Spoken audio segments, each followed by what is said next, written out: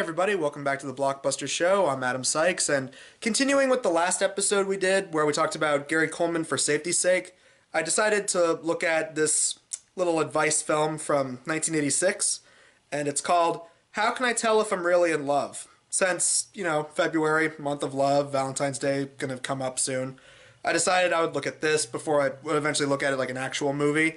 Because again, I wanted to kind of experiment with this kind of stuff, maybe, start doing this as like a side thing for Blockbusters. Yeah, I haven't seen this, I got it queued up right now, so I'm gonna watch it. Hopefully it's better than what I did for last February, which was Plumbers Don't Wear Ties, so we can only go uphill from here.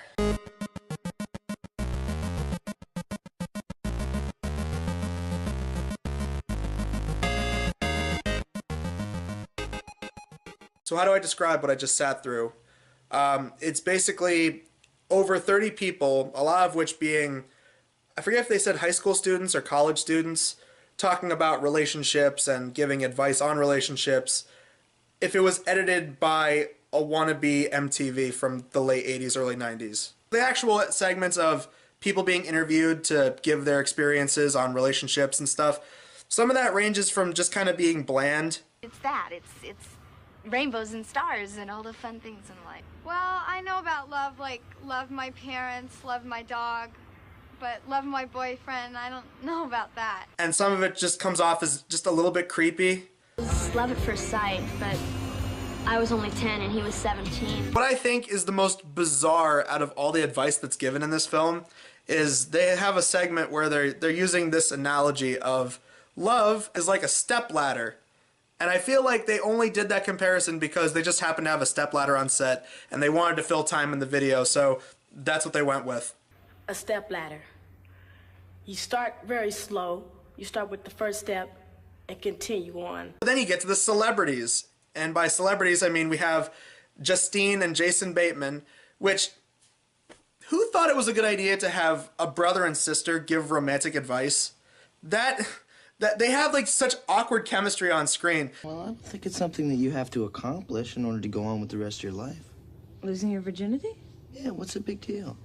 Come on. Then you get Ted Danson, which his parts are just bizarre because all throughout this special, it keeps flip-flopping on what kind of advice it wants to give you. Like at first it says, when you start a relationship, take it slow, never have sex on the first date, all that kind of stuff. And then later you got Ted Danson reading out of a little book, telling what kind of pickup lines you should use. Of the 10 most important things in a relationship, sex is number 9. But it's pretty obvious, I think, that the one thing the guy wants is sex, and rightfully so. Come on. And then you get to the doctor, who his parts were probably the most awkward out of everything in this whole special. You have this older guy, he looks like Lewis Black if he was doing a Bernie Sanders impression. If you have a mature relationship, you have energy, you have optimism. And you don't fight and argue most of the time. He's going on about relationship advice and stuff like that, and it feels like he's trying to make it like kind of shticky, like he's doing like a semi-comedy routine while giving his lecture. And it's just awkward. It's like you're watching a Jeff Dunham stand-up about like his ex-wife or something. It's really uncomfortable and you're just kind of awkwardly laughing. And number 10 is sharing household tasks together. My wife thinks that number 10 should be number 3. But it's number 10 because I made up the list. But don't worry, there's a part creepier than that because there's a part where this girl comes out and she's walking down the staircase and she's singing to herself, and if you put horror music over that, you could totally re-edit that to being like a reboot of whatever happened to Baby Jane. First he didn't like my hair, then he didn't like my clothes, then he didn't like the way I talk. First he didn't like my friends, soon he had a list that never ends.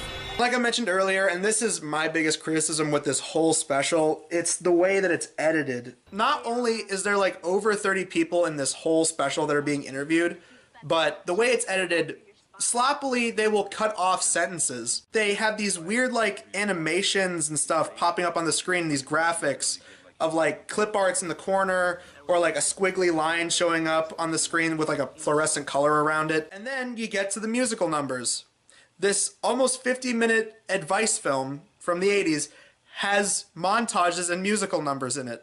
The weirdest song number in this whole thing was a song about initials. Like, you have people wearing shirts, and they all have like LOV or HTT, which is hot to trot. That song pops up, and it just feels so bizarre. She said, okay, Joe, you gotta take it slow. I'm not an ECS, I'm not a POA, and if you COS, I'll shove you OTD. And the fact they have a bunch of different people simultaneously being cut off every so often to give advice for like less than 10 seconds is what it feels like. It still felt like it was coming from a genuine place, you know, which is more I could say about something like Cyber Seduction, which just felt like it was just made to kind of, you know, hop on, you know, parents who worry about their kids looking at internet porn and stuff like that. This at least felt like it was trying to be genuine. And again, some parts felt way too muddled and felt like they were kind of like flip-flopping on messages. It's not the worst thing I've sat through. Honestly, it was better to sit through this than sit through Plumbers Don't Wear Ties. So that's at least a step up in the stupid crap that barely qualifies as movies that have been reviewed for Blockbusters in February.